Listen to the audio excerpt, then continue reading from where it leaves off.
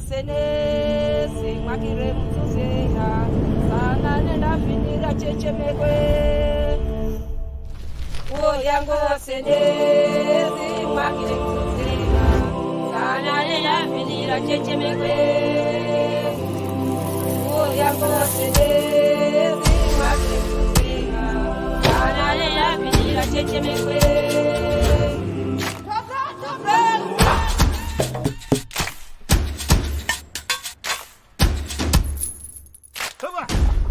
Bageri.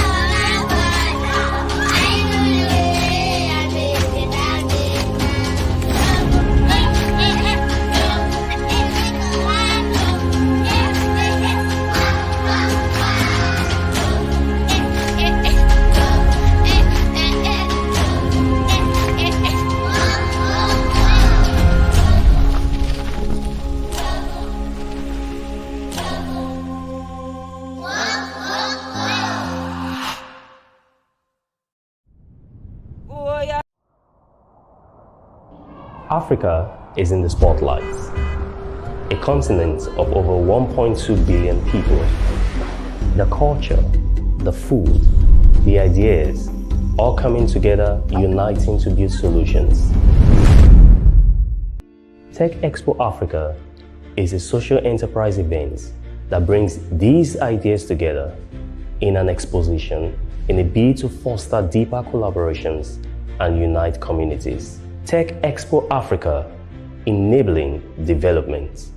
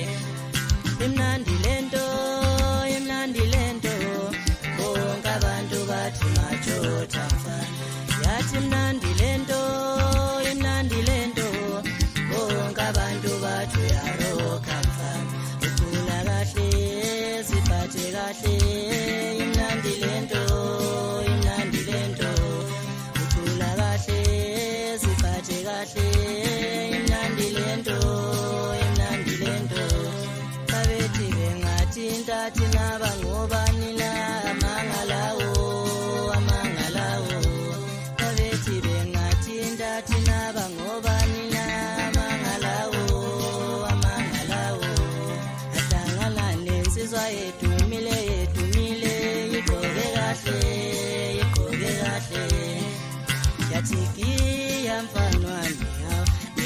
mfano mukielu byokufa nawe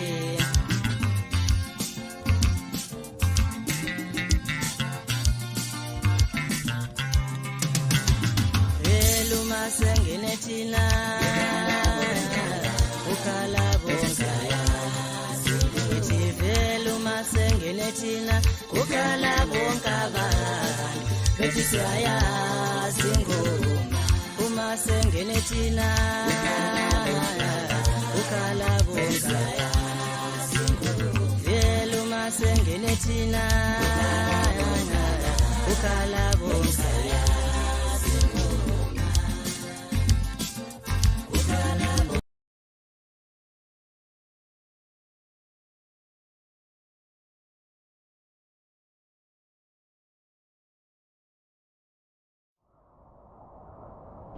Africa is in the spotlight, a continent of over 1.2 billion people. The culture, the food, the ideas, all coming together, uniting to build solutions. Tech Expo Africa is a social enterprise event that brings these ideas together in an exposition in a bid to foster deeper collaborations and unite communities. Tech Expo Africa, enabling development.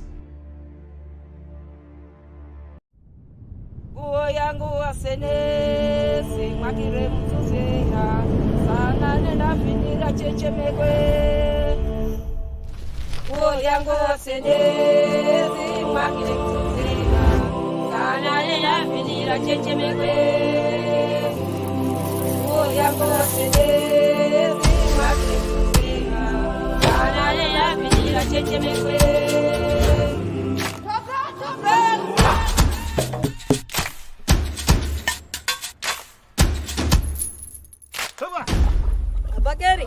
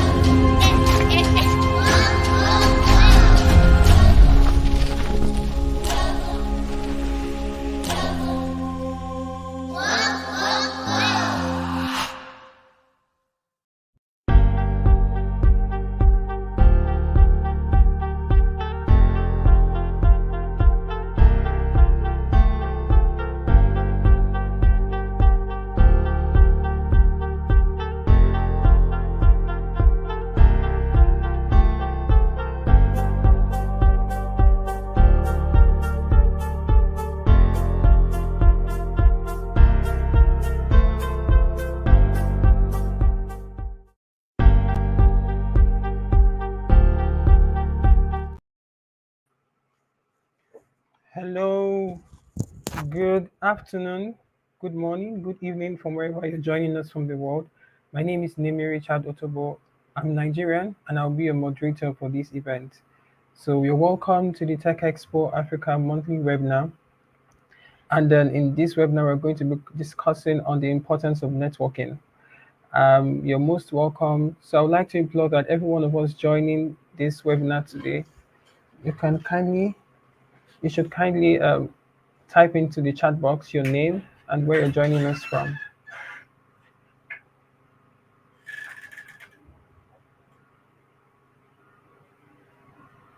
I'd like that you kindly join. If you can hear me clearly, can I see an indication in the chat box?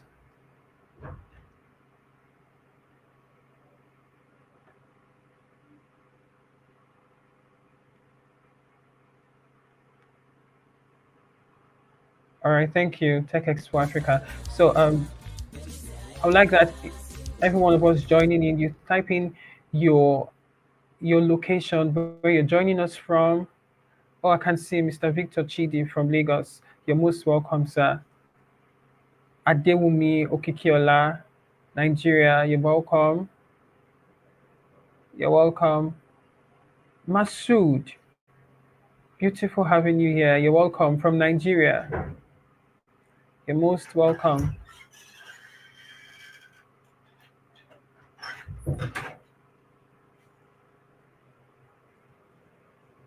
Damilola from Abiyokuta. You're most welcome. Thank you for joining us this afternoon.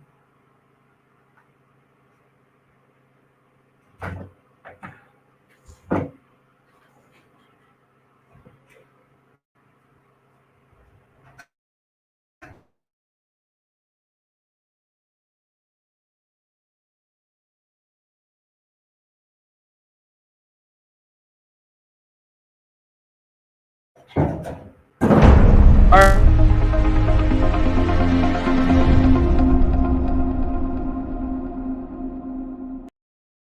To see your comments in the chat box. Let's keep it coming. Tosin Akinola from Nigeria. Thank you very much for joining us today. I can see Folalu Oluwatobi from Nigeria. Thank you very much for joining us today. Yeah, I can see Masood. Did I pronounce that correctly?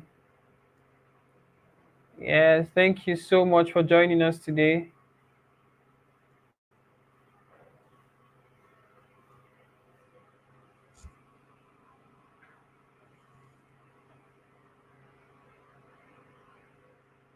Let's keep it coming. Let's keep it coming. Let's keep it coming.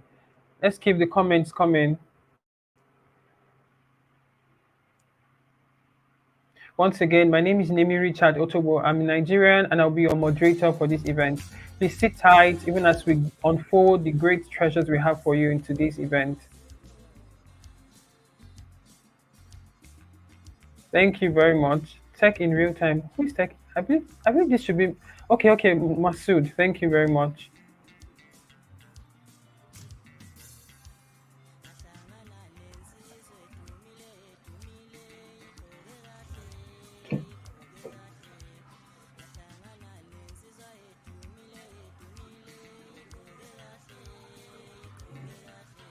All right, I can see Temitope Ayeyemi, Eyeyemi. I'm so sorry, Temitope Ayeyemi from Lagos. Thank you very much for joining us for this event this afternoon. Thank you so much.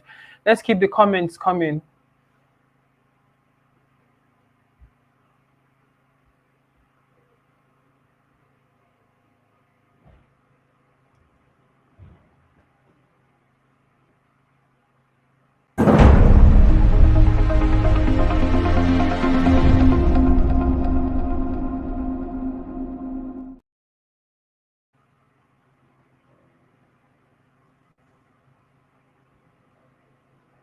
Mr. Joseph, thank you so much for joining us. Joseph from Nigeria. Joseph Obamo, beautiful. Joseph Obamo, thank you for joining us today for this event. You're most welcome.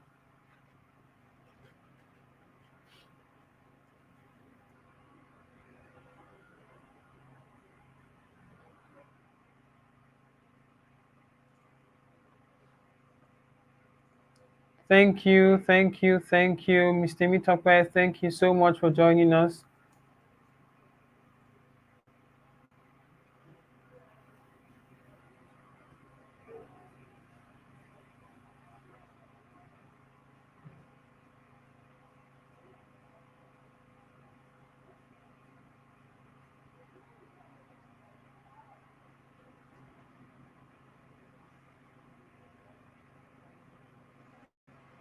Mohammed Amin Ibrahim, thank you so much for joining us from Ghana. Beautiful to have you here from Ghana. How is Ghana today, Mr. Mohammed? If you can hear me clearly, kindly chat, send a message in the chat box.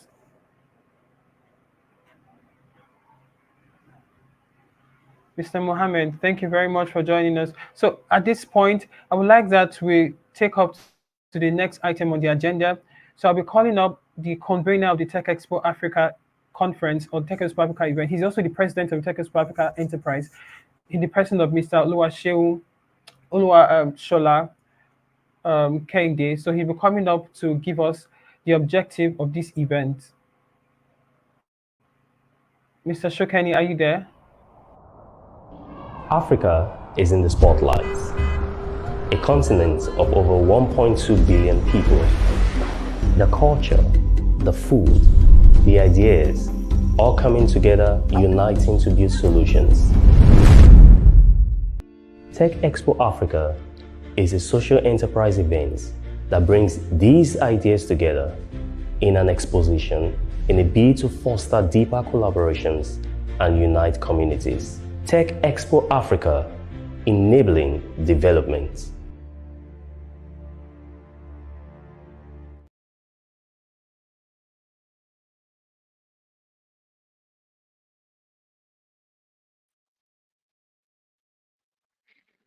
Hello, guys. Good morning, good afternoon, and good evening from wherever it is that you're joining us from. I'm so excited to be here this afternoon. It's afternoon live in London, England. Thank you so much for joining this event. We're so excited to have you. We are so much excited to have you today.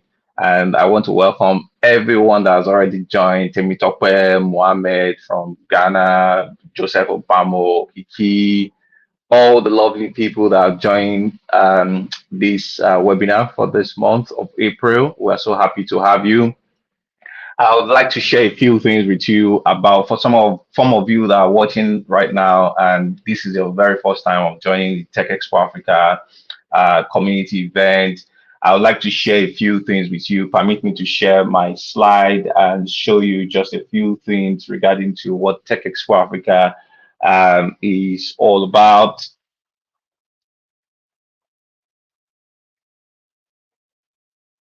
Yes, sure. I believe you can see my screen.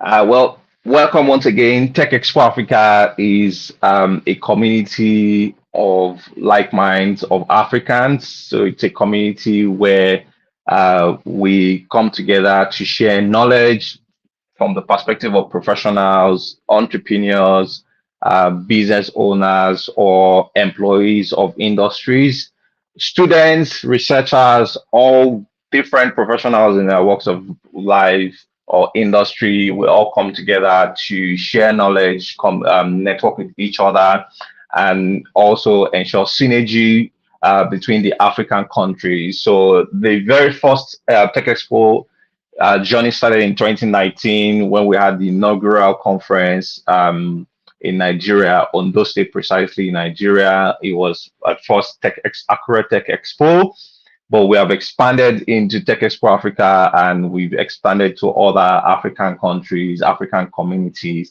And our vision is to establish a dynamic platform that bridges the gap between the foremost technology, business leaders, professionals. We want to ensure we foster invaluable networking opportunities for policymakers, innovative managers, original equipment manufacturers. We want to ensure that bridge between original equipment manufacturers, professionals, and all of them that can join us within both within the technology sector and also out of the technology space. So our mission and goal is to propel towards engaging with technology enthusiasts, inventors. Are you an inventor? Are you an innovator or a policymaker? So through the series of our webinars, our conferences, cut across various locations in Africa, we want to ensure embracing technology advancements by letting that be a bridge between the participant, the community members, and every technology provider within the tech industry and also out of the tech industry. What is the key objective of this event? So it's going to be a monthly webinar, and this is the very first webinar in 2024. We'll keep this on as a continuum. In terms of the key objectives, what are the key objectives of this event? We want to facilitate knowledge sharing we want to facilitate knowledge sharing. That is, we want to offer a platform for experts to share their insights, best practices, innovative ideas, and in various technology domains relevant to the African community, to the African country, to different African countries at large. Well, also part of our objective is to ensure networking opportunities. So we provide participants or community members with networking opportunities to also connect with like-minded professionals within the Tech Expo Africa community. You also connect with industry leaders, and that's why I'm so excited personally having Mr. Shola Oshinoike join us today. With his wealth of experience, he's a great man that he's got great value in terms of connecting people. Personally, Mr. Oshinoike has connected me to so many industry leaders and great professionals in their different industries, and we've been doing lots of amazing things together. The third objective, we want to ensure, showcase innovation. So, are you an entrepreneur? Are you a business owner that is currently watching? You're part of this webinar at the moment. Would you like to also showcase your innovative product or your idea? Please feel free to connect with us so that we can showcase your innovative product, we can showcase your innovative idea.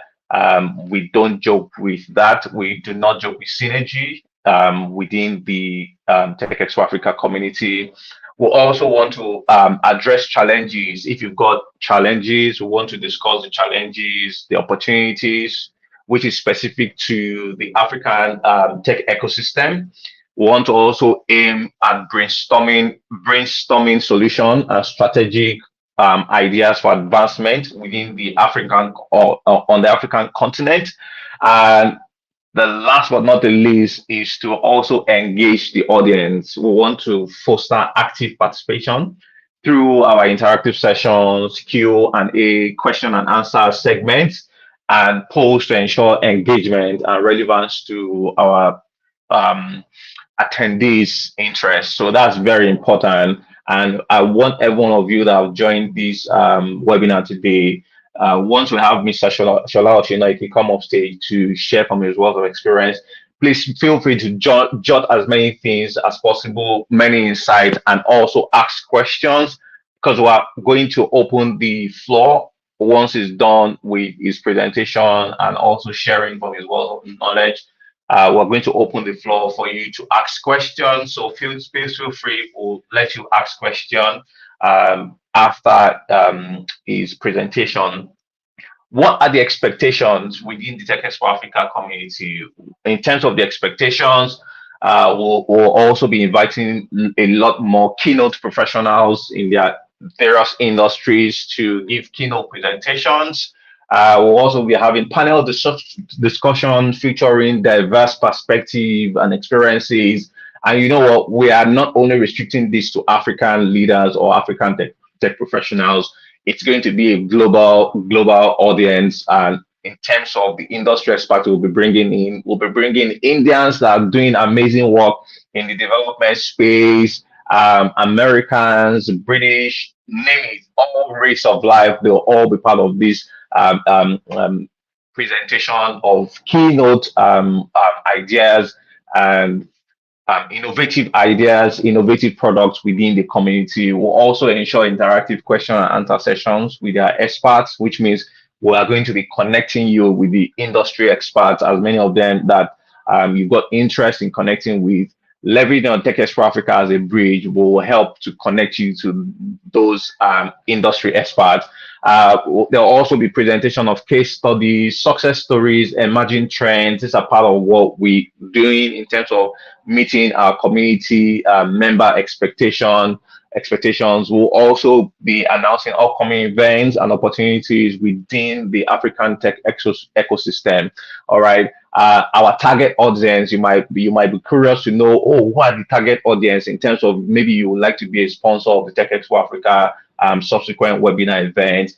Our audience covers across various professionals, technology professionals, entrepreneurs and startup organizations or companies, students and researchers. We're also our audience also cut across policymakers, government representative, innovators, and venture capitalists. So maybe a startup, you're looking out for venture capitalists to help you scale your business or your idea into the market. Yes, Tech Expo Africa is there as a tech ecosystem or community to help you achieve that. This is a field gallery regarding to previous events that we've had. This was in 2022 when we had Tech Expo Africa. This was in Nigeria. These are a few gallery images in case you're just joining us and you are getting to know about Tech Expo Africa. These are a few gallery. This was the conference in 2021. We had the honor of the Deputy Governor of Ondo State, Nigeria, who graced the event. It was a mind-blowing conference. We had blockchain disruptors that came to speak. We had policy and implementation experts that are also part of that event. And then these are also a few snipers regarding to the event, previous year event and all that. This one was the very first one we had in 2019. It was a massive event. We made history with this event in 2019, and we keep raising the bar by creating more history as we keep along and move on. If you would like to exhibit within the Tech Expo African community, you might be curious to know who are the people that, or who are from which of the industries do we need people to exhibit. If you are in any of this industry, tech companies, biotech companies, insurance, food tech companies, cybersecurity, logistics, oil and gas, banking industry, consumer tech, smart car manufacturing, and cryptocurrency companies, we are very much open. You can reach out to us, and if you would like to exhibit, we are more than happy to have you join us. A few sponsors of previous events that we've had, conferences. These are a few sponsors that sponsored the Tech Expo Africa, and we are still very much happy and glad that they have sponsored the event. So we're still sending out an appreciation to every one of them. Every of these companies have sponsored the event. Well, would you like to join us? Please feel free to join our community. You can connect with us via any of the social handles on LinkedIn, Twitter, Instagram, Facebook, Tech Expo AF.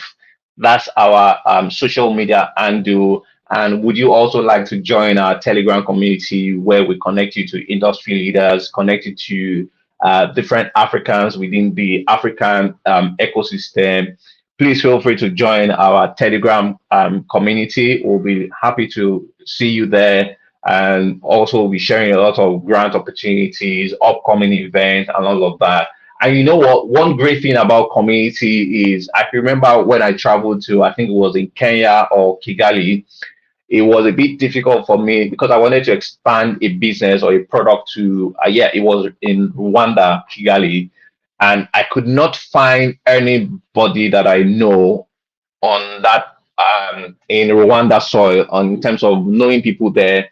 But you know what? Leveraging Tech Expo Africa, it has greatly helped me personally as a professional, extending product to other African countries by networking to other Africans within the Tech Expo Africa community. and they are always more than happy to help you with on-ground information in any of those African countries. Name it South Africa, Tanzania, Congo DR, amazing African countries. If you would like to join us, please join the Telegram community. I'll be happy to connect more with you there. Thank you very much. I will hand over back to Nemi. Thank you. Thank you. All right. Thank you so much, Mr. Sholakeni. Thank you so much for the Thank you very much. the wonderful one you've done there. I can say, Mohammed Amin, thank you so much. So Ghana is good. Yeah, I'm really glad to hear that. And then I can see Ajayi David Livingstone. He joined us recently, even while Mr. Shokeni was speaking. Lizzie Folarunshaw, she's one of the great volunteers in Tech Expo Africa community. Thank you very much for joining us. And I can also see Victor Chidi. Thank you so much. And I saw Barry Boye Turakwe from Nigeria. Thank you so much for joining us. And as you heard from the horse's mouth, Tech Expo Africa is big on collaboration and synergy. So if you have anything, if you have a business, you want us to promote your business for you, you can kindly reach out to us. And even in this event, we're going to be promoting your business for you. Thank you so much, Shokeni, for that wonderful one. So even at this point, we are going to be having the introduction of our guest speaker for today in the person of Mr. Shola. So I will have them play the video that introduces us, our guest speaker. Then after that, we'll have the guest speaker come up and we'll kickstart with his speech. The number. Shola Oshinoiki. Shola Oshinoiki is a seasoned business executive with over 25 years of experience in the tech industry. Throughout his career, Shola has dedicated substantial time to global HR systems implementation and consulting for prominent international organizations and fast-growing small and medium-sized businesses. His primary focus lies in assisting businesses in comprehending HR IT solutions, encompassing customized development and off-the-shelf technologies. With extensive involvement as a client, service implementer and trusted advisor, Shola has garnered profound expertise in the realm of HR technology and data. Beyond his professional endeavors, Shola is deeply passionate about empowering nations and individuals. Driven by this passion, he founded the Josh Leadership Academy and recently authored a book titled Managing Up for Career Progression. Additionally, Shola frequently travels across the globe to provide guidance and support to churches and their leaders.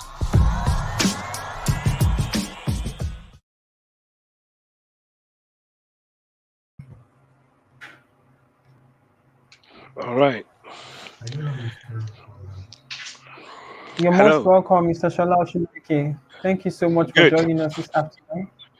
Good afternoon, All right. Thank sir. you for having me. Thank you for having me. I'm going to put my slides up now. All right, sir. Just let me do that. There we go. Can you see my slides?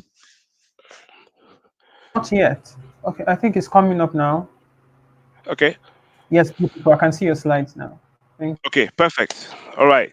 Thank you, everybody, for joining. And I know there's a varied location that people are joining in from. I'm excited to be here. Thank you, Mr. Sholakeni and the Tech Expo family for inviting me to talk to you about the power of networking and building meaningful connections for career growth. I've got a lot of content to go through, so I'm just going to rattle through it, but I will encourage you to use the comments and the chat function to register any questions that you have. We have a Q&A at the end of the session, but I'm just going to kind of talk through the content that I have, and then we'll stop for questions. And I think our moderator will keep me honest on time in case I go too much. All right. So, like I said, excited to be here and being the first one of the many that Tech Expo are going to be doing. I think it's a great initiative to have these webinars to encourage people and to find ways to help people grow in their career. So today I'm going to talk about 4 key things as regarding building meaningful connections. Number 1, I'm going to talk about authenticity as a key. So you being your authentic self, showing up as your authentic self. your ability to embrace diversity, how you spend time investing in relationship building, and then finally paying it forward. So those are the kind of four key pillars we're going to go through today in the content I've prepared. And I always like to start when I'm talking about connections by asking the question, who are you? You know, who are you? When I talk to maybe your ex-colleagues, or I talk to your boss, talk to your spouse, talk to your family, who do they see you as? Who do you see yourself as? Because that's very important. Because if you want to go out there and connect with people, you need to have a full understanding of who you are. Understanding yourself is very, very, very, very important. It's key. It's key to the marketplace, particularly now with this whole new level of AI and machine learning, and who is really valuable. I think knowing who you are and what you bring to the table is very, very important. And knowing that you're unique, there's not two of you. Your DNA is unique, and you bring a unique value to whatever you do. You bring a unique insight to a connection. When you meet with somebody, if you meet with me in person, what you bring to me in that conversation will be very different if I met your brother, or I met your sister, or I met your colleague, or I met your boss. And so knowing that you're a unique individual is very important. And so my first advice about being authentic is for you to be your authentic self. Be your authentic self. Now, I'm not saying you shouldn't grow. I'm not saying you shouldn't develop. I'm not saying you shouldn't leverage tools like coaching, mentoring, studying to become a better person. I'm just saying that wherever you are, be your authentic self. Because if you're trying to be somebody else, you will never truly be you. So being your authentic self is very powerful. I love this statement by Harvard Business Review. To involve people at the deepest level, you need stories. So, what's your story? What's the story of your career? Because when you connect with people, they kind of want to know your story. So, you need to be clear about your journey, your story, and where you've been and what you're doing. And I'm going to share very quickly, this is a very busy slide, intentionally so, my career journey to kind of give context for the rest of what we're going to talk about today. So you can see at the top of the screen here, I started my career, if you like, as a civil engineer, graduated from IFE, and then did my youth service. And after my youth service, I moved to the UK. And when I got to the UK, there were no jobs in engineering, and so I didn't want to just sit at home. So I went to work as a security guard. And while I was working as a security guard, very different from um, what I had experienced in Nigeria, where all I knew was Megad. I had to learn that actually there's protocols, there's processes, and the name at the top there is Amanda. She was my mentor. She was the one that kind of coached me on how to be a good security guard. And through her coaching and mentoring, she pushed me out, if you like, to join another company called Securicore, where I kind of stepped up in that security guard area and became a store detective. And while I was working one evening at a location, doing an 18-hour shift, I saw an opportunity at the University of Manchester. They were looking for graduates, and they were trying to do a positive action to get people of African descent, Caribbean descent into the university. I applied, I got the job. And Ian was my boss, but also a great coach. And he basically, and the other boss that I had, said, "Look, we would like to keep you after my 1 year." And they told me, like, come up with your own job spec, you know. And I think the key thing to say also here is that, I've kept in touch with all these people that I've worked with almost 30 years ago. And they basically told me to come up with my own job spec, my own job. And I came up with this job called technical clerk, the first of its kind. And I did that for 2 years, and that led me into programming. And today I don't want to really talk too much about my own journey. More, I just want to kind of highlight to you where my journey started, the things on my journey that made me who I am, and and where I am right now. So I worked for the University of Manchester for 2 years, and I began to learn programming, and I went out and got a programming job at the College of Law. And after working at the College of Law for about 7 years, sorry, so 2 years, I then joined GlaxoSmithKline. Then I joined Accenture, and then you can see my story kind of continues along. The reason why I'm showing you this is along this journey of my story and my career journey, I made so many connections, so many connections. I want to highlight a few. When I joined GSK, I met this lady called Belinda. And when I met Belinda, she was a coach, a mentor, and she made me understand that, look, I've just been working most of my life up until that point. I didn't really have a career plan, didn't have a career goal. I didn't have a direction I was going on. And Belinda kind of helped me carve out a career plan and a career goal. Then I met Anne, and Anne was like, "Well, you can have a plan, but you need to make that plan a living plan, because what you are today might not be what you want to be in 10 years' time." And I actually reached out to Anne last year to just thank her again for the investment of her time in me. And then I moved from there in GSK after spent 7 years and did different things into Accenture, where Dave was a great mentor and a coach. He was not really in my organization; he was outside my organization, but he was the one that really kind of made me understand what does it mean to be a consultant.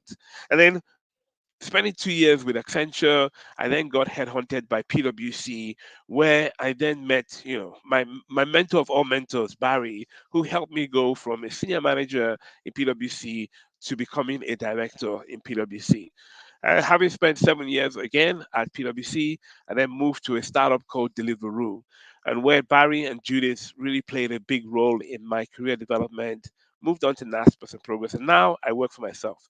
So I kind of show you my career journey to show that along the way there have been meaningful connections that have established me and made me who I am. I went from civil engineering, moved into IT, from IT moved into HR, moved into HR consulting, and I kind of find myself where I am today because of the meaningful connections that I had along the way. I think it's very important that we chart our own journeys and tell our stories, because the power of your story is the power of your connection. Now, these connections, and I'll tell some stories later on around how some of these connections later on became, fruits for the things I was going to do in life. So I tell you that story to show you you can start somewhere, but where you start is not as important as where you actually end. So expand your mind and you'll be amazed at how much you can actually do, because you have the ability to do great things and you're unique. And so having this authenticity is the power that helps you to connect. Now, connected to that is how you also see yourself. Do you see yourself as a top achiever? You know, and whether you see yourself as a top achiever would depend on how you define achievement and how you define your work ethic and how you allow coaches and mentors to impact you, and eventually your own intentionality. Because I say all this because, like I said, we're talking about coming to this place of networking with a authentic self, understanding yourself, understanding what you can achieve, understanding what you bring to the party.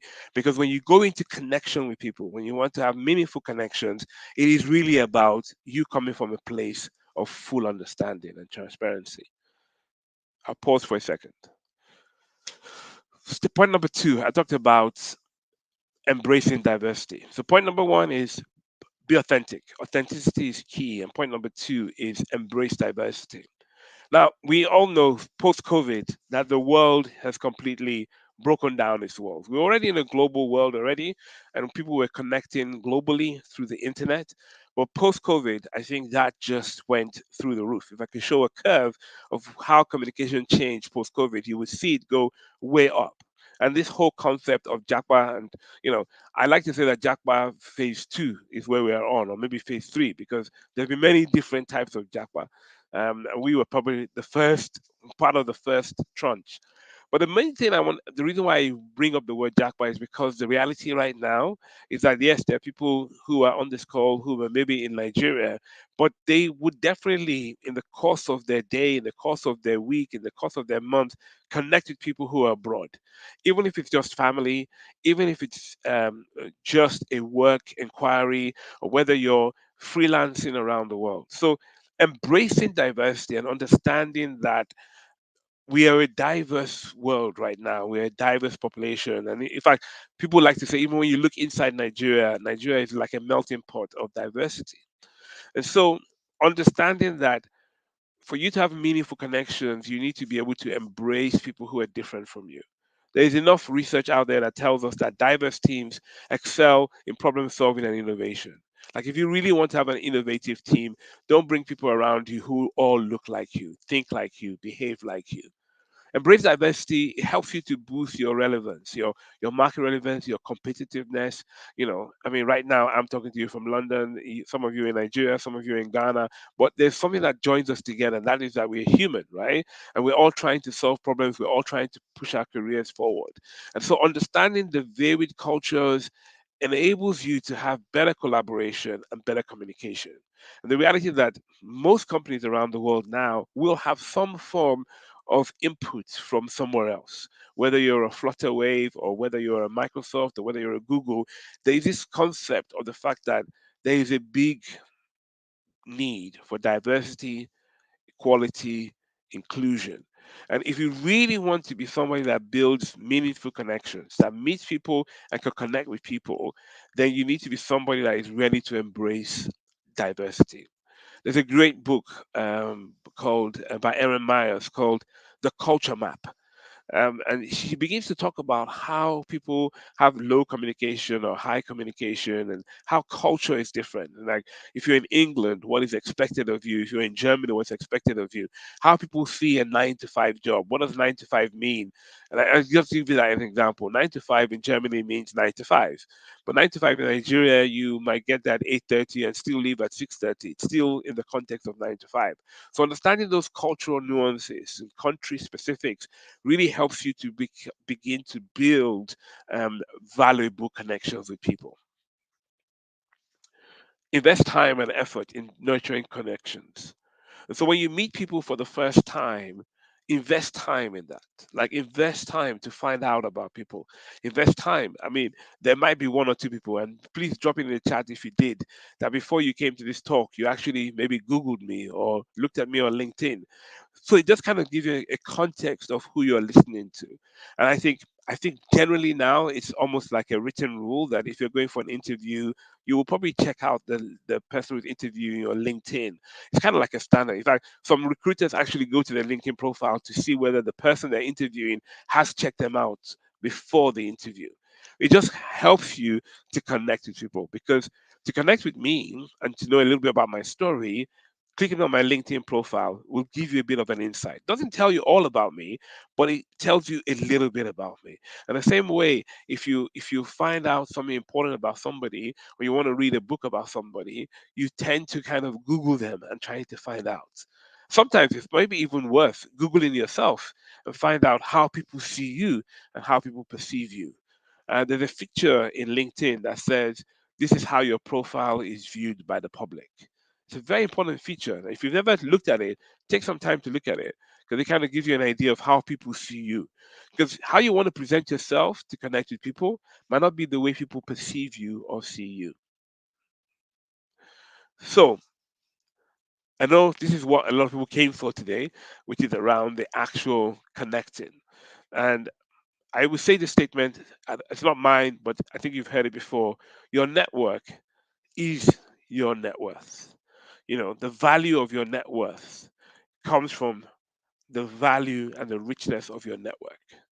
And I say to people that I have like 5 principles around networking. Number one, understand your network. And when I say this all in the context of LinkedIn. Like there are many social media platforms you can use, but LinkedIn is a place where you really can grow for career your network. So understand your network. When you look at people you're linked into, when you look at people that are in your network, who are they? Are they above you? Are they your peers? Are they below you? And you actually need all of them. You need people above you. You need people who are peers with you. You need people who are below you to be connected with you. When you understand your network, then connect to your network. Find ways of connecting with them, whether it's liking their stories or reviewing their storyline, or even if it's just their birthday. Spend some time to actually connect with your network, because when you need a favor, you would want to be able to reach out to your network. I was working with a CEO of a startup over this week, actually, this whole week, and she was having some problems. And then she looked in her LinkedIn profile and found somebody who works for Amazon. and that she connected with before. I was able to then follow up with a conversation because it wasn't just, hey, I see you work at Amazon, help me. It was more like, hey, how you doing? We've not spoken in a while, but I do need your help for something, right? You understand what I'm saying? So connecting with your network, because you never know when you're going to need them, is very important. Like if you have a small network, but you keep it meaningful by interacting and engaging, when you need something, they would come forth for you. There's this principle of we're always just 3 to 5 people away from the person that we actually need to speak to. Then learn from your network, right? So if you really want to have meaningful connections with your network, learn from them. What are they doing? What are they up to? What is their latest thinking? What are things that trigger them? What are they learning? What are they teaching? There's somebody in my network that once a month they send me, hey, this is a course I did on LinkedIn. Have a check. They're not asking me, they're not pushing things to me to say you have to do it. They're just saying, here's what I did. It might be useful for you to do it also. And then the next thing is to give to your network. So if you want to have meaningful connections, if you want to have a meaningful network, you need to not only be taking from your network, but you also need to be giving. I'm going to talk a little bit more about that when I talk about paying it forward. And then finally, connect others to your network. So a lot of people have people in their network, but they just want to keep it to themselves, but they don't want to share. And Charlotte Kennedy talked about the fact that we've done some things together where people have come to me. In fact, this morning I was planning to introduce somebody to Charlotte Kennedy because this person is looking for a CTO for a role. And I'm like, oh, Shola would know people in the Nigerian context that might be able to help. You see what I'm saying? So if you connect others to your network, it helps you grow your own network. All right. So I wanted to mention this because I talked about LinkedIn already, and like I work in HR. Now people always confuse the fact that I work in HR, thinking that I'm a HR person. I'm not. I'm a HR technologist, but I do know the best practices from HR. The best practices from HR today means that a lot of talent acquisition tools today would require you to share your LinkedIn profile. A lot of recruiters, when they see your CV, the first thing they're going to do is check your LinkedIn profile. A lot of people who are going to interview you will go and find you on LinkedIn. And I can say this, and don't shoot me, but I don't think I've ever interviewed anybody that doesn't have a LinkedIn profile. The reason why I do that is because I believe that if you have a CV, you can say whatever you like. But if you have a LinkedIn profile, it's public. So if you're lying, people would have commented that you were never the CEO of that organization. So keep your LinkedIn profile up to date, make it a living document. As your career is growing and changing, make sure you're updating it, make sure you can log into it. And then if you're looking for a job, make sure to switch on the button that says looking for a role. And then finally, build your network, be an active user. Don't just have a LinkedIn profile that you've not looked at for the last 1 year, because when you need it, it would not be there for you if you're not actively leveraging your LinkedIn presence. So let me kind of just share a few stories because I think stories are very, very powerful. I already said it in the beginning that, to really impact people, you need to tell stories. So I was transitioning from one role to another role. I think I was working for PwC. I had resigned and I was looking for my next role. And a previous client just called me, like literally days after I'd resigned, and said, "Hey, Shola, you helped me in when I was working for this bank. Now I've moved to this company. Would you be available? Would your company be available to come and help me?" I then told the person, "I've resigned from my company. I'm now working. I wasn't even working for myself. I was planning to transition to another consulting company." And she was like, "Okay, I'll be your first customer when you move to that company." So imagine I'm going into an interview and say, "Hey, not only am I coming to interview for your organization, but I'm actually bringing a client with me." Your real estate value goes up in value because I have somebody who's in my network who's got a meaningful connection with me, who's willing to hire me into a new role. So and that in the end, the company never hired me, but I worked for my friend directly, and I we ended up spending about 3 years working with them, going from a hey, come in and help us for a month to working with them for 3 years. Recently, I was in Lagos, and I was talking to a startup founder who needed to connect with Bolt, and the CEO of Bolt at the time, oh, it was a friend, and so I was able to do that connection. Like it was literally a WhatsApp message, and boom, and the latest I've heard is that they're right now working on a pilot together. And that's only because this person is in my network, I'm in their network, and we're able to bring this, we triangulated um, a situation that helped and benefited this organization. You know, using social media to connect to people. Like I talked about LinkedIn a lot already, but I think that LinkedIn is so powerful and actually has helped me many, many times to get into positions that I have found myself in. My first investment in an organization was because somebody found me on LinkedIn and reached out to me and had a conversation. Looked at your profile, I see you, what you're doing. I'm really interested in you. Let's have a conversation. And then finally, you want to get to a stage where in your career, eventually, when you're not applying for jobs, but headhunters are coming to look for you, that will always depend on your network. And I think I was trying to explain this to somebody. I think it's probably 15 years ago, the last time I actually applied and got a job.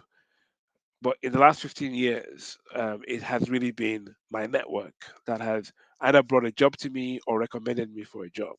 And so you want to get to a stage in your career where you're actually being pushed forward for roles and opportunities through headhunters rather than you pushing yourself.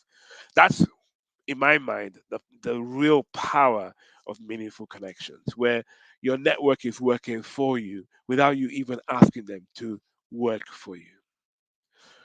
And this whole thing around building meaningful connections, you have to kind of understand what's your passion and what feeds you.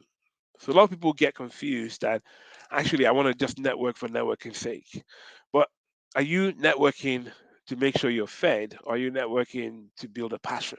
And it's right, the thing is to find the right balance. Like, are you networking to find your next role? Or are you networking to take you to a place of your passion? Like, for example, I'm passionate about investing in people. And so my networking is not necessarily just to feed me, it's really around pushing me forward in my passion. Hope that makes sense. I'm just trying to kind of get your mind into a place where you fully understand the intent and the purpose of why you're connecting with people. And I'm just going to step back a second and look at this networking story, because I've told you a few stories there, but the real question is, when you look at your own life, what stories come to mind? What meaningful connections have you had or are having with people that has resulted in things changing or transforming for you? Because it's very important for you to really distill in your mind the power of your own experience. Like, these are my experiences, but what's the power of your own experience? And these are recent experiences. They're not old, they're not 15 years, 10 years old stories. They're all in the last 5 years. And if I really took the time to tell you stories from way back, we'll be here for a long time. And I say that to say this is that the power of your network yesterday is only made meaningful today if you keep that network alive, if you keep that connection alive. And today we've kind of titled it Meaningful Connections for Your Career Growth and Your Career Progression. And a lot of people forget, like, there is a current role that I'm discussing right now, and it came about because somebody who I hired 15 years ago is now risen to a really great place and is asking me to come and help them in their organization. Do you see what I'm saying? Like, it's really about you understanding that every interaction, every connection that you make can become meaningful, right? Somebody who was in your primary school could become a meaningful connection tomorrow. Somebody who was in your secondary school could become a meaningful connection tomorrow. Somebody who's in your university can become a meaningful connection. I think it's very important also for me to pause and say a meaningful connection is not necessarily just about you getting, but it's also about you giving. So let's talk about this paying it forward, because this is where a lot of people stop. Like, they want to connect with people, they want to have meaningful connections for themselves, but they forget about paying it forward. And I think one of the most powerful ways to really, really build and maintain meaningful connections is by paying it forward. So the first thing I put up there is offering support and guidance, like making yourself available. Like, a lot of us are in WhatsApp groups, we're in Telegram groups, we're in all these places, and people ask for support and we kind of shy away. Maybe I'm not the right person, but you never know. You might be that you putting your hand up opens doors for you as much as it opens doors for them. Number two, make introductions and connections. I have this habit of when I want to connect people on LinkedIn, I put them together in a small group. Once they both acknowledge, I drop out because people say, "Oh, are you going to drop out of the juiciness of it?" No, you can't be in every conversation. You can't be in every deal. You can't be in every introduction. You play your part and you step away. If there's anything for you to harvest from that, trust me, it will come back to you. So make introductions, make connections. If you know somebody's looking for something that you don't have, but you know somebody else that does have it, make it happen. You know, share opportunities. Like there might be an opportunity that comes to you, for example, buying a farm in Nigeria. That okay, it's good for you, but maybe somebody else is also looking for this kind of an opportunity. This is really how you build meaningful connections. It's just sharing an idea that, oh, I'm in a WhatsApp group right now for some guys in Berlin, and we just share, you know, investment tips. What have you invested in this month? What's giving you good returns? It's not financial advice, it's just sharing the opportunities that you've come along with other people. And then the last bit is celebrating other successes. Like, a lot of times, particularly on LinkedIn, one of the most powerful ways I've seen people really connect is by celebrating others. Somebody says, I've got a new job, and you say, congratulations. Guess what? Your name is now in the comment section. Somebody else who also comes to congratulate realizes, oh, Shala Shinoiki also congratulated you. Who is Shala Shinoiki? Click on your name, and all of a sudden, oh, he offers this service, that service. You see what I'm saying? Like, you just paying it forward put yourself in a place where you can actually benefit. Let me use the word benefit from a meaningful connection because you connected with somebody with meaning by trying to pay it forward, but actually you then become the benefactor of that. Now, I've put this slide here and I was thinking to myself, should I leave it in? I have. And it's more like this whole concept of building meaningful connections should come out of the fact that you yourself are willing to be a continuous learner. You're investing in your own learning, your own education, your own skill development. You're reading books. I'm going to recommend some books at the end of this. You're pursuing your certification. You're attending workshops. You're growing in your education. You're growing in your capacity to learn. You see, when people come into your life and they connect with you, they either increase your capacity or reduce your capacity. And we're trying to get meaningful connections that grow our capacity to learn. Learning something new is an exciting and emerging area in your business is also very powerful. One of the things that I do when I get to an organization, particularly organizations that are abroad, first what I generally do, and some people might say this is not the right thing to do, I look out for people who are like me. I look out for Nigerians, I look out for Africans, I look out for people who have maybe studied in the same university I've studied. And it's not always many of them, but one or two of them actually lead to some meaningful connections. And remember, I said earlier that you need to diversify, right? So I'm not just saying you should just look for Nigerians if you move abroad. I'm saying look beyond that, but start somewhere. Start with something because you can always learn from somebody. One of the things I also do when I get into a new job is people who have been in the job longer than me, I ask them a question like, how have you found working here for the last 3 years? What are the key lessons you learned?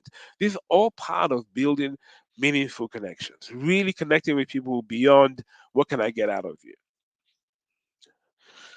As you think about meaningful connections, here are three words to think about. Impact. When you connect with people, what impact do you want to leave? How are people going to remember you? How are people going to remember the impact that they felt when they connected with you? Are you going to leave a lasting impression? What's the legacy you're trying to build? When people think of your name, when they see your LinkedIn profile, do they see you as a taker or do they see you as a giver? And then in every connection that you make, whether it's in the work situation or outside the work situation, think about what value can I bring? And that's why I kind of started out by saying, who are you? And what do you bring to the party? Because that's very, very important. And that helps you determine what kind of value you will bring to the table. So here's something to remember. Moving up the career ladder in your career, and I have to be careful because it's not people only career people here. There might be business people here. There might be educators here. can be a challenging experience, but with time, patience, grit, resilience, courage, you can successfully navigate through it. And networking and building meaningful connections is part of that moving up your career ladder.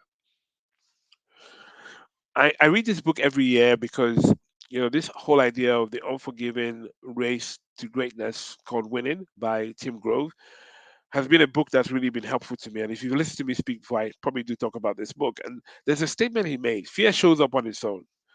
So when you're trying to connect with people, there's always a fear. Will I be rejected? Will I not be accepted? Do will they value me? And am I the right person to connect with them?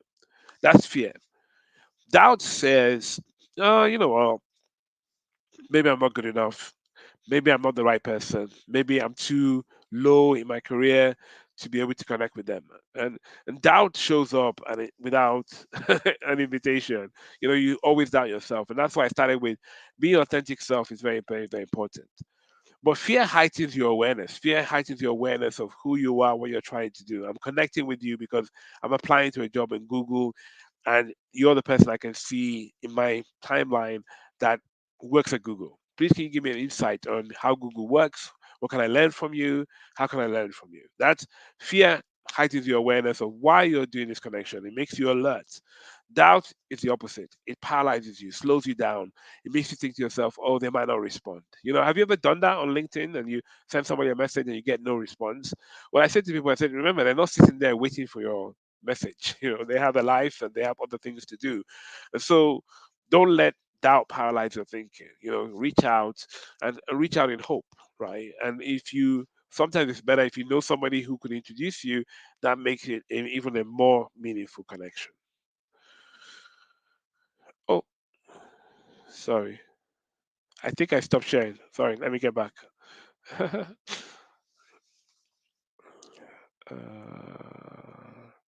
Apologies. Sorry, that was an error on my side.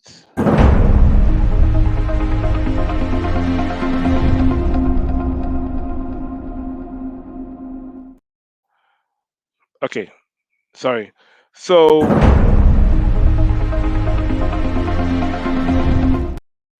right. So we're back. All right. Can you see my slides? Okay. Hopefully you can.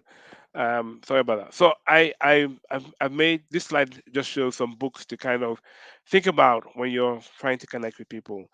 High Potential Leader by Ram Chandra. So Ram Chandra has probably been in more boardrooms than I can imagine.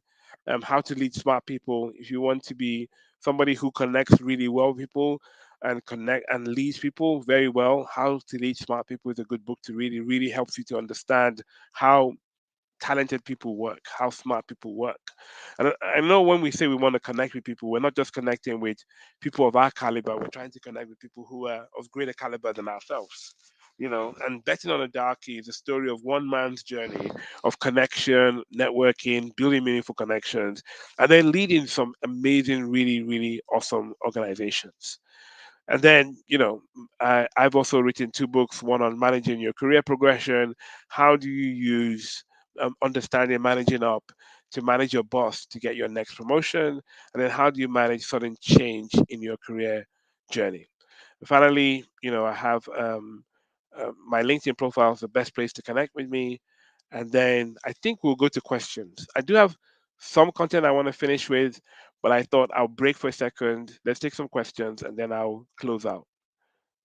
If that's okay with the host, I'll stop sharing.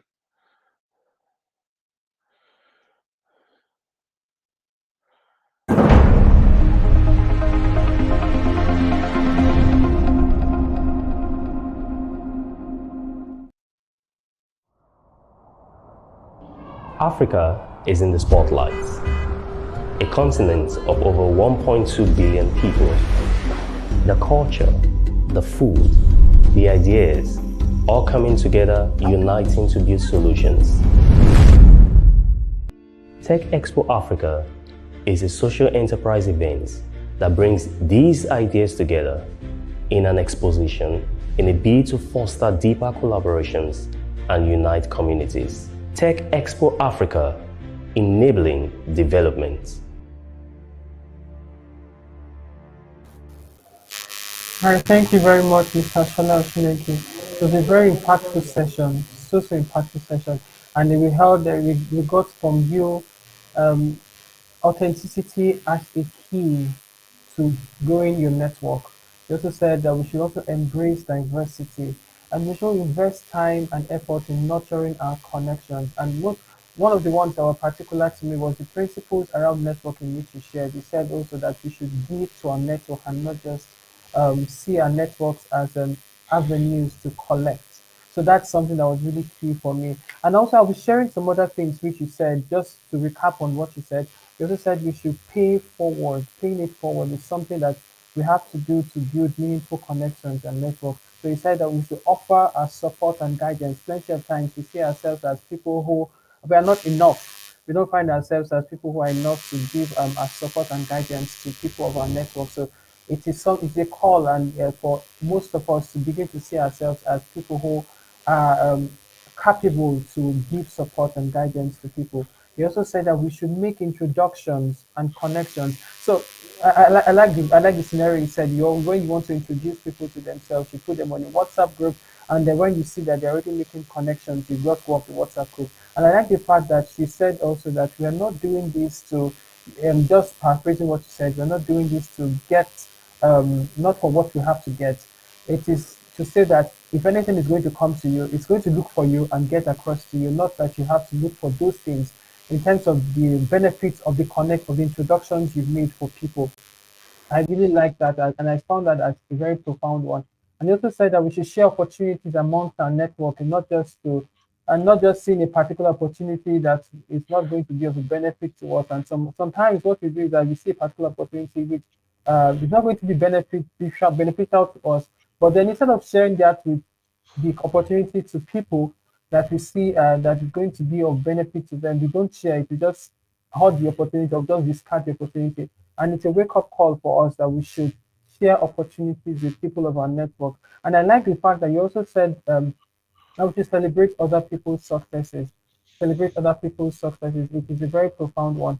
And I am also a fan of books, and I like the fact that you shared certain books with us today. Thank you very much, Mr. Shola Chumeku.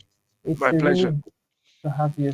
And so at this point in time, we'll be taking questions and we'll be having you answer those questions. Um, let's so I would like to implore every one of us who is in this meeting, please kindly share your questions, drop your questions in the chat box, and we'll have those questions popped up on the screen so that Mr. Shola can give his take on those questions. So yeah, we have Mr. Kenny joining us now. Thank you very much, Nemi. But, Thank you very much, Nemi. And thank you so much, Mr. Shola Oshinoike. It's been an amazing webinar listening to you, sharing from your wealth of experience. I'm always intrigued and super happy and excited to always listen to you when you share from your wealth of experience. Yes, I've seen David, I think his name is David Ogundeko. He has reached out to me on LinkedIn. Hopefully, I'm going to connect back with him and see how we can have some valuable connections and exchange. And I could remember when you were talking about paying it forward. I could remember, and to be honest, I just have to say this in public. I'm still intrigued about that gesture, that kind gesture, Mr. Oshinoiki. I could remember there was someone you introduced to me.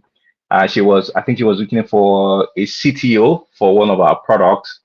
And so we had a lot of back and forth meeting at the end of everything. I think she was trying to raise £1 million for that product.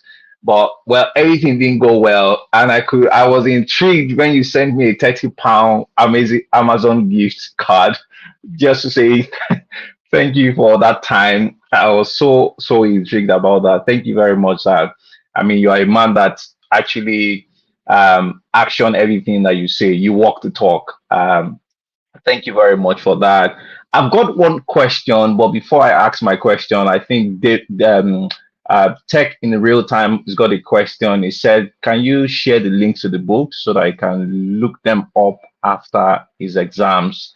I guess maybe you could share if you can share the link to the books Well, If what I'll probably do is I'll make it available. I'll make the slides available, and then you can share it with people, right? So who okay, registered or who reach out. That probably easier. okay, that's fine. We can also send the link to the books via email to all the participants so that they can buy it directly from there. Yeah. Yeah. Thank you very much. I've got one question. Let me pardon me, please, because of time. Mr. Oshinoiki was talking about LinkedIn, leveraging LinkedIn for networking. Personally, I'm a huge fan of LinkedIn. I've networked with a lot of professionals globally via LinkedIn, and it's so amazing.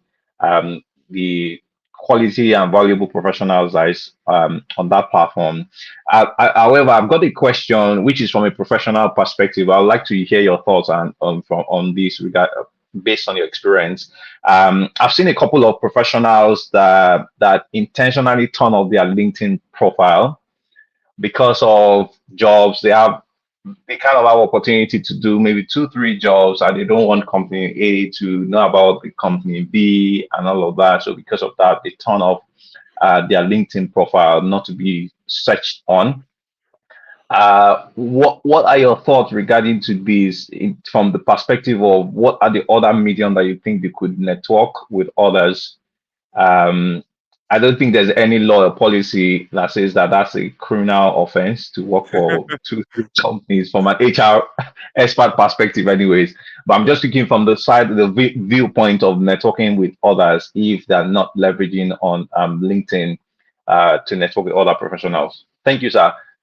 Yeah. So you're right. A lot of people would turn off their LinkedIn. I'm not sure. The proof is still going to be in the pudding, whether that's a good thing or a bad thing, right? So we're not really sure yet because it's still early days. But I think Right. if people are not connected on LinkedIn, another good place could be Twitter, X, because there again, people tend to project a very, very professional. The big difference about social media platforms, you want to be on a platform where it's focused, right? So, for example, when I was working for PwC, I had to sign an affidavit with my organization that I wouldn't put anything on Twitter that would put the company in disrepute.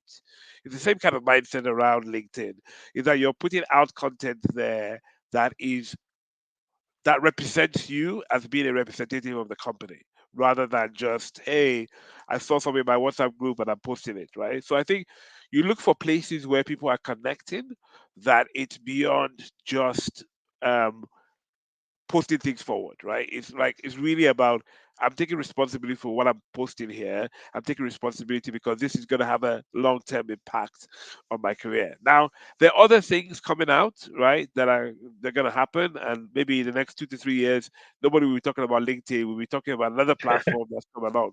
But I think Yeah.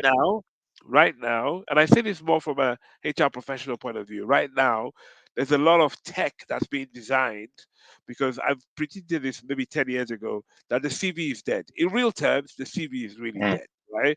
Your mm, CV is just a piece of paper, but ultimately we're getting to a stage where which you're going to apply for a job, but they're not even asking you for your CV anymore. They're just saying, "Can you send me your mm. social media handles?" Because Right. they extract the information from your social media handles and then assume that that's who you are because that's your public face. And I think also with the age of AI, right? So AI doesn't have access to your private drive, but AI has access to um, everything that you've ever posted on the internet, right? So I tell Right. people, and I do it myself, going to Copilot, ChatGPT, maybe not, but going to Copilot, going to Brad, type your name. Who is Olusola Shinoki? And then you'll be surprised to that Copilot will tell you who you are based on all the multiple things that you have out there. And I think if I'm doing it, imagine that your recruiter that's trying to hire you for a high flying job is doing it, your line manager is doing it. People are doing it. They're doing these searches about people to kind of really understand who they're about to hire. So yeah, hopefully that answers that. And I think there's a Yeah. question in the Yeah, it does. Thank you very much, sir. Yes. Nemi, I'll hand over back to you. Thank you. All right, thank you very much, sir. So it's a very scary one to think that employers go on Copilot and go on ChatGPT just to search for um, details on their potential employee. That's quite scary. But then I think it's a new normal and we have to get used to it. Thank you Yeah, we very have to much, get sir, for used to it. putting that Yeah. out. Yes, And, so and I thank can you. tell you a story, like a true story, where somebody actually was invited for an interview, then rejected for the interview because when they searched on him in Copilot, they found something out that they didn't like, and then they rejected his application. This is true. This is 2024 happened. Whoa, whoa, whoa. Thank you very much, sir, for that insight. Thank you so much. I'll have that and I'll have to share that with my network. So we have a question from Mohammed Amin. So Mohammed is trying to pick on your brains as an HR Yeah.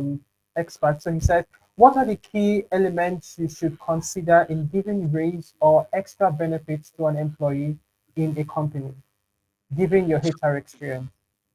So I think I'm going to assume something based on that, but maybe Mohammed can give some more insight. Is that you don't have a policy around this, right? Because if you have a policy around it, I would have just answered you by saying follow your company's policy. So maybe the first thing is to kind of have in your mind what is the policy around raises and benefits. So because then it's much easier from a HR point of view to follow policy than it is to say, oh, Jack has really done a really good job more than Tammy, and so I'm going to give Tammy a pay rise, and I'm not going to give it to Jack. So there's no policy there. So you want to kind of have a policy in process. And if you don't have a policy, develop one, right? What are the things that you give a raise for? What is your company's view around giving a raise? Like, do you want to give one annually in line with inflation? Your policy doesn't have to be in many pages. It could just be simple thing. Every year we're going to give a pay rise to high performing people that's going to be 1% above inflation. That's a policy, right? And so then it answers your question, what do you do to give somebody a raise? It's like, what's inflation saying? Have they been a good performer? And then you link those two things together, and that's how you get the whole concept around performance related pay. And so you're paying people, you're increasing their salary, you're giving them benefits based on their performance rather than it just being an arbitrary suggestion. Moment, I don't know whether that answers your question. You can drop something in the chat to say yes, it does, or give further detail that we can try and help. Thank you very much, Mr. Sola. So I think so if Mohammed confirms that you've answered his question, I said he should kindly put that in the chat box. And in the absence of that, I think we can continue because I heard you said you still have some other things to talk about, but you just wanted us to branch out to the Q&A session before you continue. Right, sir?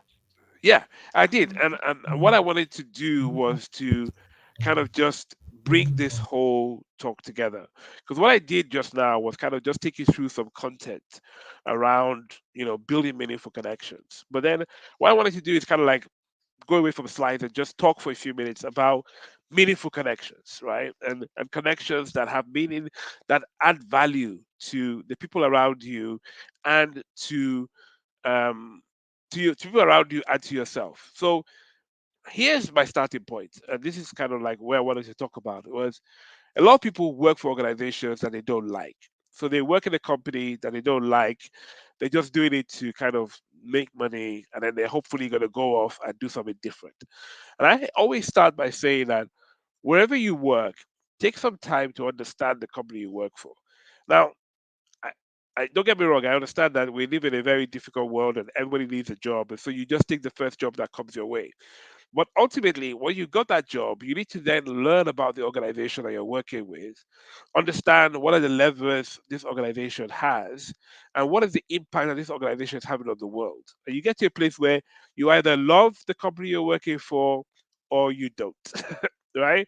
And I would say if you don't love the company you're working for, you don't love what they're doing, then it's probably time for you to find another job, another opportunity, another thing to do. Because ultimately, if you love the company that you work for, you will begin to build meaningful connections in that organization. And I'm doing a talk later this month about, how to get promoted based on connections. And that comes from loving the organization you work for, and then looking for ways to help that organization deliver on its values. And that would open doors for you to get promotions. So there's a company I worked for 7 years. And in that 7 years, I had 5 promotions. And the reason why I had those five promotions was two things. One, I loved the organization. I loved what we were doing. I loved how we are impacting the world. And number two, because I loved it, I tried to find ways to impact it. And by impacting it, I built meaningful connections within the organization. And even though I've left the company almost 15 years now, I still have people that work in that company that I stay connected with because I still love that company. And I'm a shareholder, even though I've left the company. And so having a desire and a passion around the organization you work for will help you build this mindset of having meaningful connections within the organization you work for, because you now have a joint goal, a joint vision, which is to make that company better. And if you think about it, there's this theory that's going out there in the world today around when you want to find a CEO of great value, you would notice that they either come from a particular place. So there's a time that some of the best CEOs in the world came from General Electric because of the training methodology that they used. So the time in the world where they came from Procter and Gamble. And it's almost like if you're looking for a CEO and you don't have one in your organization, you go to GE or you go to Procter and Gamble, because you know that the process that they've used to train them and raise them means that they're going to be great CEOs. And the same thing is happening in the startup world, where if you look at great startups, they would say, "Oh, these people came out of Flutterwave.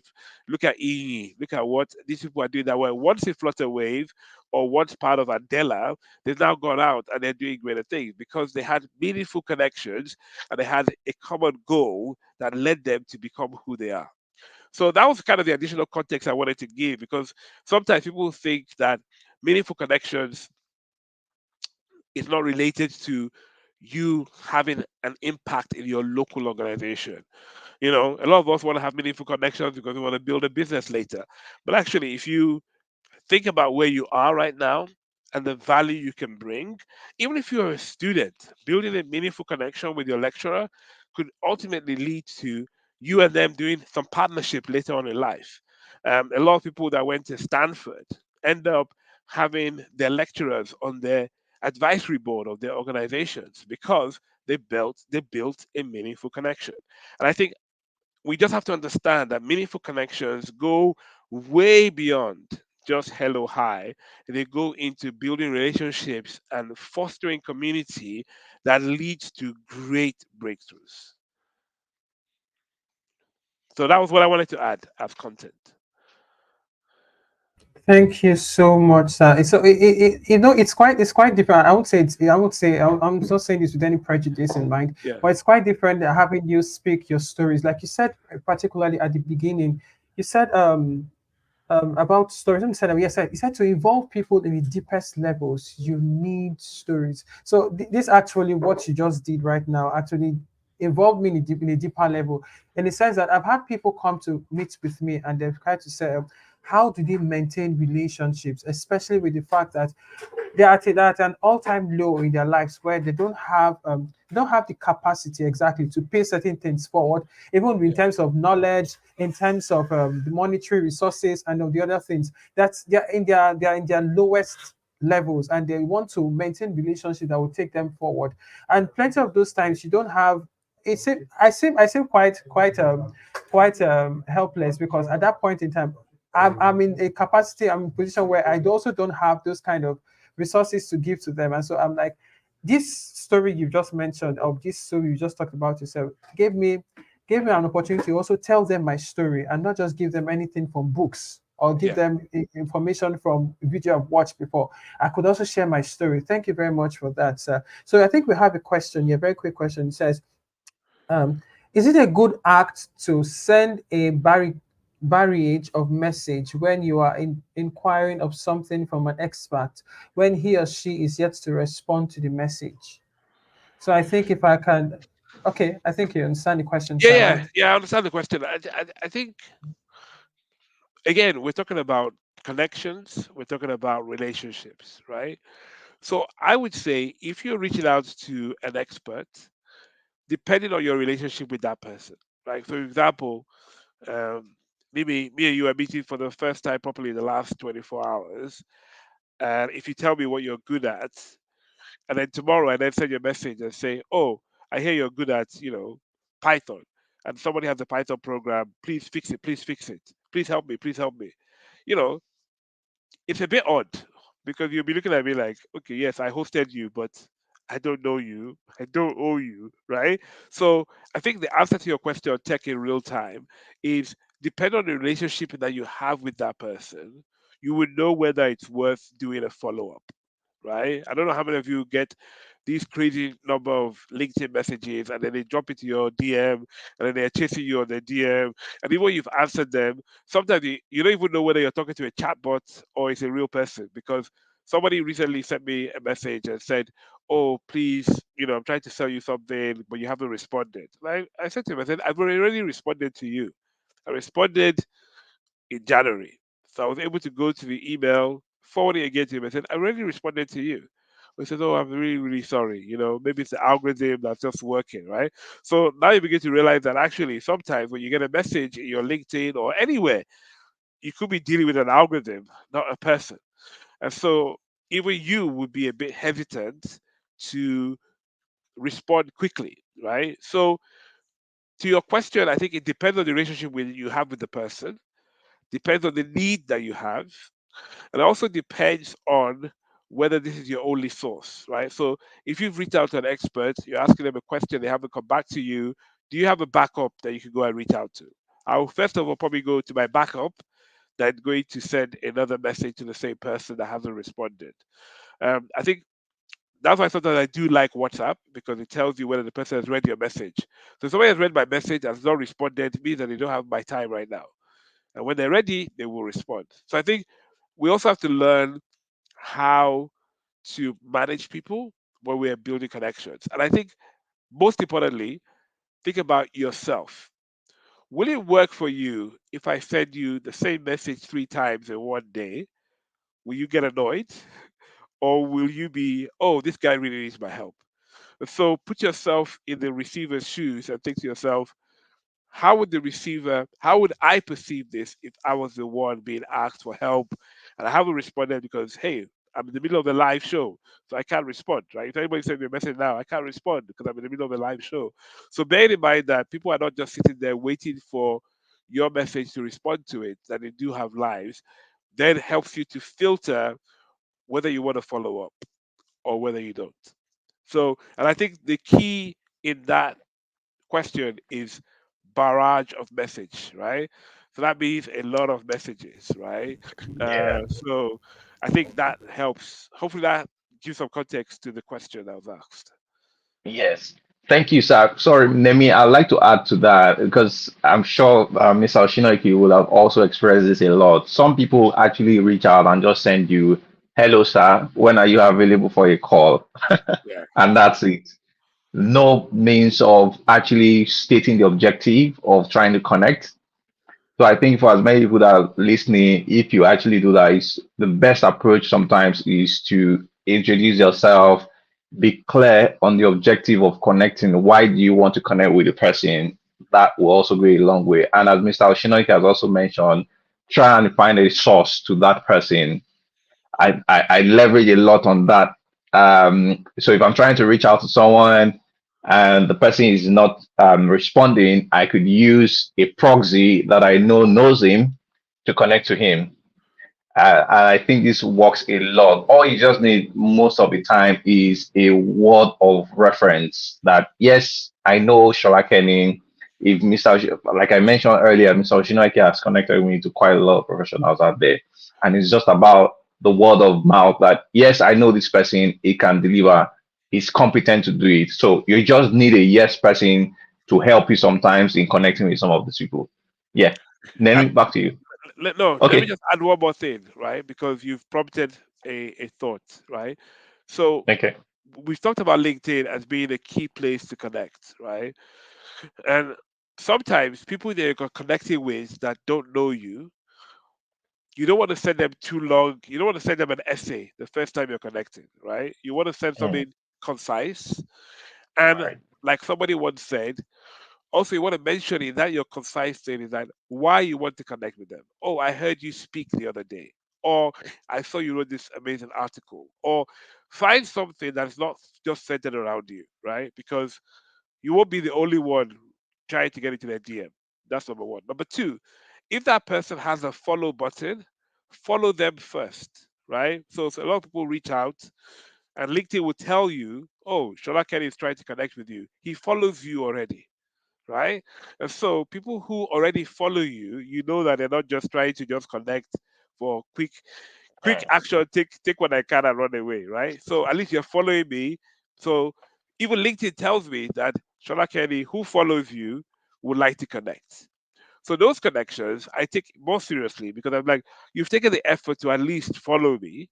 So at least you're maybe interested more than just to sell to me, right? So that's Yeah. one thing. And then the final thing is to think about, even though LinkedIn is a digital platform, would you, in real time, walk up to somebody in the street and say, solve my problem for me? You wouldn't, right? So why do we make digital very different, right? Digital is just an extension of real. So if I was in a restaurant and I saw Mark Zuckerberg, I'm not going to go up to him and say, hello, Mark, my name is Shola Sholoki. I need you to, give me access to Facebook for life, right? It's not going to happen. So the same way, if I want to approach Mark Zuckerberg on LinkedIn, I have to think about, what story can I tell? What can I do in my introduction to reaching out to you that connects the dots, that makes it a meaningful connection? Hopefully that's helpful. And we're off the cuff now, and I think I intentionally planned it so that we can have just some time to talk rather than just go through presentation. So, now there are actually two questions here. Okay. I think it's almost getting to the time where we have to round up, but quickly, I would like that you answer these two questions because I also have Okay. some other people in my network that are trying to ask them some questions. And so I think this would be the best time for me to ask that question. So now you mentioned that I had to count the milestones you had in your Yeah. network journey, and I Yeah. counted them. There were 15 of them, and Yeah. for every place you had somebody there. So Yeah. I would like to ask, what is the difference between nepotism and you trying to connect people into a particular opportunity? So you have certain times when you have somebody say, okay, I know this person that knows this person that knows this person that can connect me to this opportunity.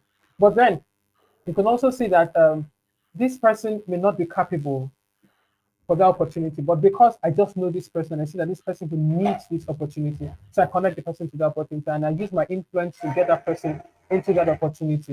So I see that as I don't know. Sometimes people have we said, oh, that is in Nigeria where we come from. We see that as, oh, you network with the person, or this is my connection brought me into this opportunity. So what's the difference between nepotism and networking? Then I Okay. also have another question when you answer Yeah. this. Thank you. So the difference, and putting the Nigerian factor into it, the difference is in connecting people. Or let me differentiate between nepotism and meaningful connection, right? The difference is, for a meaningful connection, you're introducing somebody who is competent to do the role, right? Nepotism is more around, hey, Shola Kenny is a friend of mine. Like, he's looking for an opportunity. I don't even know his skills, but since you're my friend, he's looking for an opportunity. Help him out, right? So that is more nepotism, because even I have not taken the time to evaluate what value does this person bring to the party. In a meaningful connection, I'm introducing somebody who I know can bring value to the party, and when I connect you to that person, they're going to answer the questions that you might have. So I think that's the difference between the two. So the relationship between those two things is, one is somebody you know, and somebody you know that they're going to bring value to the connection you're making for them, as opposed to somebody who you know, but you don't even know whether they can bring value. Like, I don't even know whether Shona Kenny can do what I'm introducing him to do, but I'm going to introduce him anyway because he's my friend. It's very different from, I know Shona Kenny has a lifetime experience in this space. I know that he's got maturity in this space, and I know that he probably could help you. So I'm going to introduce him, and hopefully he will get the opportunity. So I think those are the two different things. I think with the Nigerian factor, we tend to just introduce people because, and I'll have to put the Nigerian, but now my brother now. So last now you go train them, right? It's very different from, hey, here's a Harvard graduate who's done a master's in the field that you're looking for, but he's just looking for an opportunity. And then the difference between nepotism and a true connection is that you then stand back and allow the process to follow. It's not like I've introduced them, so therefore they have a job, right? So that's very different. Now, before I moved to the UK, I used to work for the government in Delta State, and there was a lot of things that happened there that you could call pure nepotism because somebody would just say, "Oh, she's my girlfriend. Give her the contract." You give her the contract, she cannot execute because she doesn't know Jack. So that made me a private practice practitioner, helping that person to understand what they need to do. So I think that's the difference. It's like in true connection, you're connecting based on competency, you're connecting based on ability to deliver, rather than I know this person. So hopefully that answers your question. Yes, It's a thank good you very question. much. It's something that we Thank don't you talk very about, but it's a good question. Yeah, thank you so much. So the second one I would like to ask is, so talking about now, you mentioned in career and in building our career. So this webinar is supposed to be building meaningful connections for our career. But you also look at some other cases, and almost everything you've mentioned, they are quite professional in terms of the steps we have to follow to build this relationship. So what are the other informal stuff that we also need to know in terms of like take for instance, it's not always going to be all professional and always going to be all formal. Even while we're building our career, those meaningful relationships for career, it's not all going to be not always going to be professional talk and formal talk. So I would like that you chip in certain informal aspects to this talk, to this aspect of building meaningful connections. Now I know this could also be tailored specific to the kind of connection you're building. But then I also know that there will be some general facts that you can bring into it, some general informal facts you can bring into the conversation. Do you understand the question? I understand the question, but I'm going to Thank actually you very much. answer the question in a different way than you expect. All right. So here's an interesting thing. I worked for a consulting firm, and part of it, when you're in consulting, it's almost like to get promoted, you need to follow certain steps to move to the next level, right? So you can do everything that you need to do. And I was in a room once where they brought two people who had done exactly the same thing, right? So let's just for argument's sake, what they needed to do was to build a website, get customers to sign in, and get some revenue. And both of these people had done exactly the same thing. There was no difference. Like this person built a website, got 10 people. This person built a website, got 10 people. This person built a website, brought in $1,000 of revenue. This person brought in $1,000. So there's two people that have done exactly the same thing. When it came to have a promotion conversation around these two people who have done exactly the same thing, do you know what made one better than the other one? Was the fact that this person, or let's call him person A, was social, right? When they went to after drinks at work, they talked to people, they connected with people, they related with people, they communicated, they wanted to go beyond just the job. Everything wasn't about the job. They had other things they were doing in their life, and they wanted to know more about you, about your mom, about your sister. They were making communication not just based on, hey, I want to get my next promotion.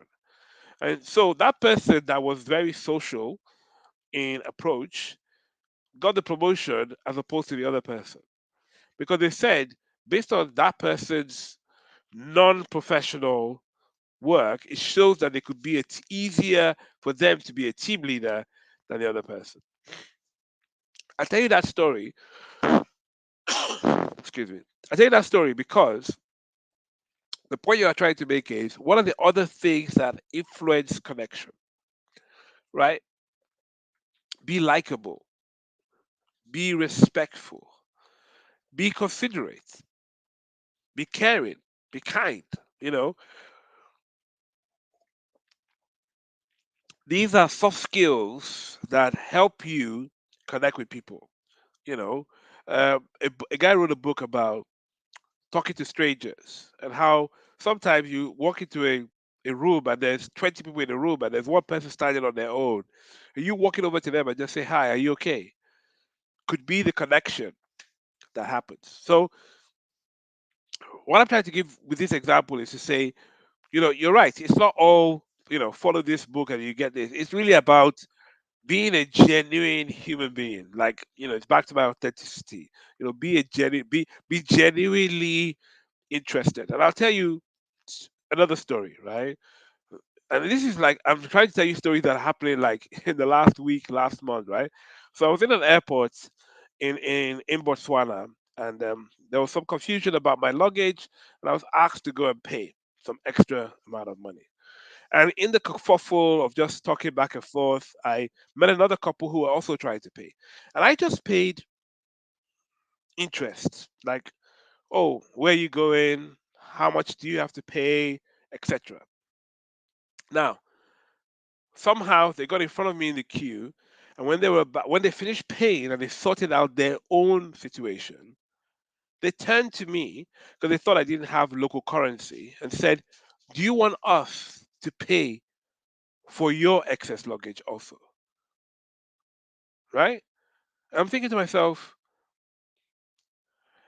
they had no reason to. Like, I don't know them from Adam, but within 15 minutes of interaction, I had made an impression, and this is very important, I had made a meaningful connection that this lady was willing to pay with no return to her for my excess luggage because she thought it was an issue of me not having local currency to pay, right? In the end, she didn't have to pay because I could pay. But my point is, what happened in 15 minutes of interaction that made somebody willing without, they're not going to get anything back from me. They don't know my name, they don't know anything, but was willing to say, "Okay, excuse me, lady, that you're taking the money for excess luggage. I'll pay for this person's excess luggage." Even the lady who was to take the money on my behalf looked at me and was like, "Wow, that is so generous of them." Now, that's I wish I knew what it was. I would have written a book about it. Whatever that was, whatever happened in 15 minutes, that meant that it went from somebody who I met on a queue to being somebody who was now willing to pay for me, and at least reduce my burden. Shows you the power of true connection, right? And that's really, maybe that's a good way to kind of answer your question. It's like the power of true connection comes from you being your authentic self. And she doesn't know who I am, what I've done, where I'm going, but she does know one thing, that I left an impression on her that meant that she was willing to take the risk on my behalf. All right, thank you very much. I'm really grateful for that. Thank you very much for the experiences and the stories you share. It just comes back to that same point you made, that I'm trying to look for that here. To involve people at your deepest levels, you need stories. I'm really grateful for the stories you're able to share. It shows that you have a wealth of experience, and there is just a whole lot inside of you that we need to tap from. There's a whole lot inside of you that we need to tap from. Thank you so much for that. I think we have another question from the comment section. Oh, so okay, somebody who is just trying to affirm what you said. That's Mr. Oluwafemi Mark. He's trying to affirm what you said. Thank you so much for your Thank time, you. sir. So, we'd like to go on to the next item on the agenda, and that will be to tell us about. And then quickly check what the next item on the agenda is.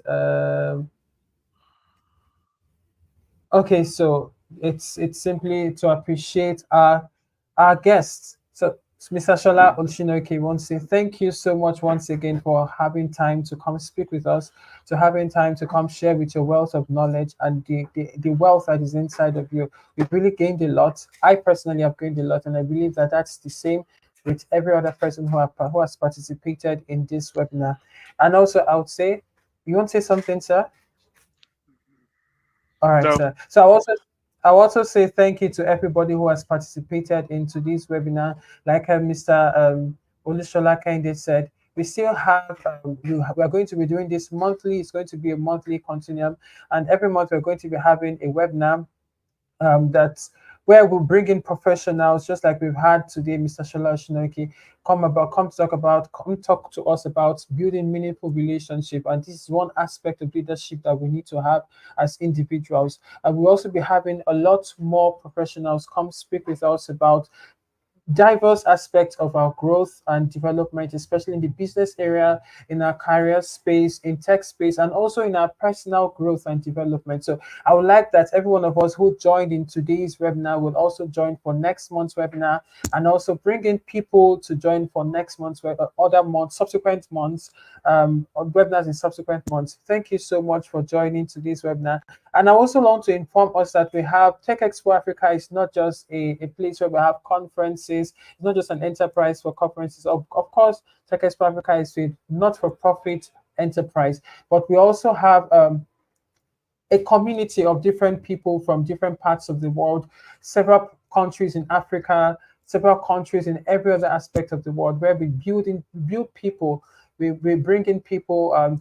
We are, like Mr. Shokeni said, we are big on collaboration. We are big on collaboration. Our mantra is collaboration without ego. Collaboration without ego. That's something we usually say to ourselves. So when we connect with people, we have the thought of that we are connecting with people without any form of ego or any form of braggadociousness in our mindsets, in our minds. So we are having that. We are building people and we are making meaningful connections without any form of ego. So I would like to call every one of us who has joined today's meeting, and also to tell us that we can bring in people from your connections and from your networks to join Tech Expo Africa.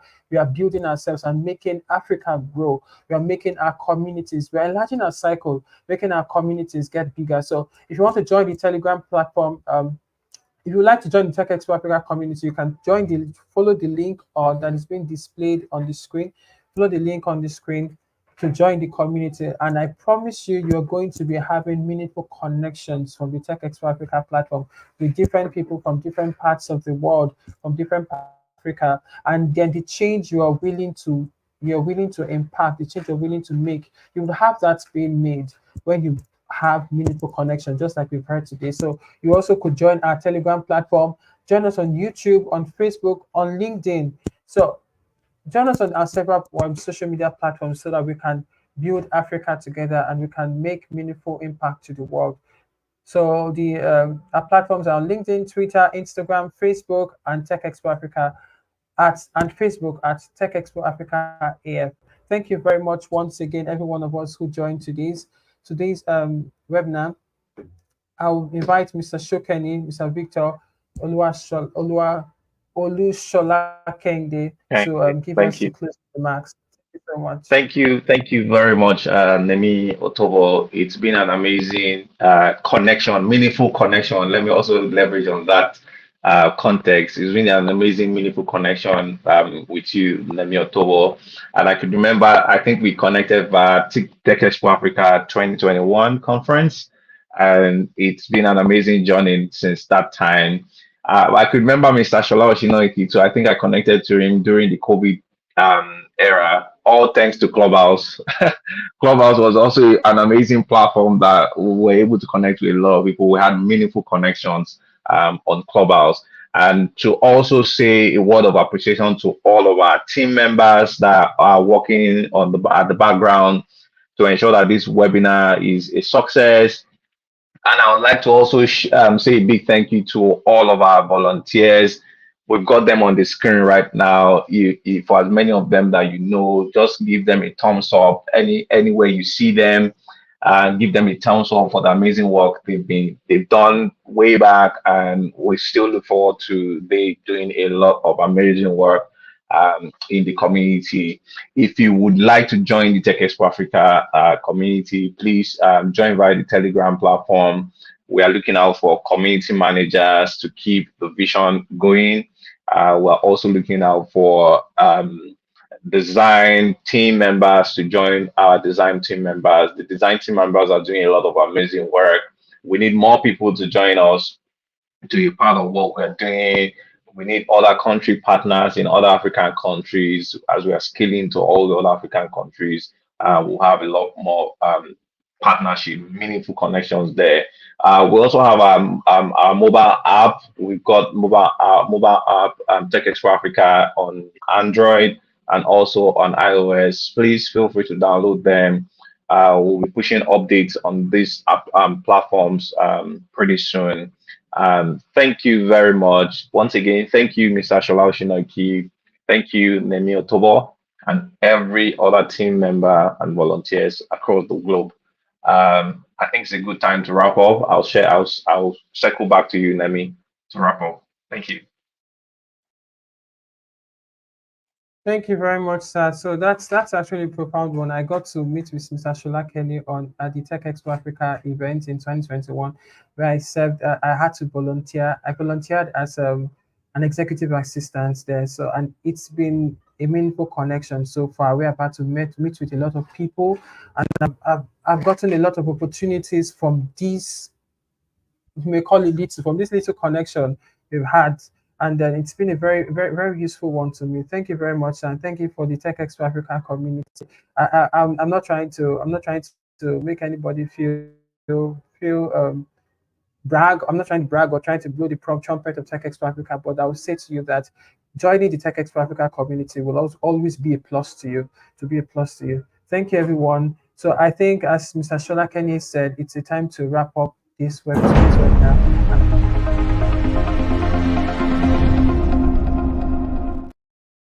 Thank you so much. Thank you so much, every one of us. I would like to see every one of us here and more people at the next month's webinar. And I would say bye for now and enjoy the rest of your day. Bye. Africa is in the spotlight. A continent of over 1.2 billion people. The culture, the food, the ideas, all coming together, uniting to build solutions. Tech Expo Africa is a social enterprise event that brings these ideas together in an exposition in a bid to foster deeper collaborations and unite communities. Tech Expo Africa, enabling development.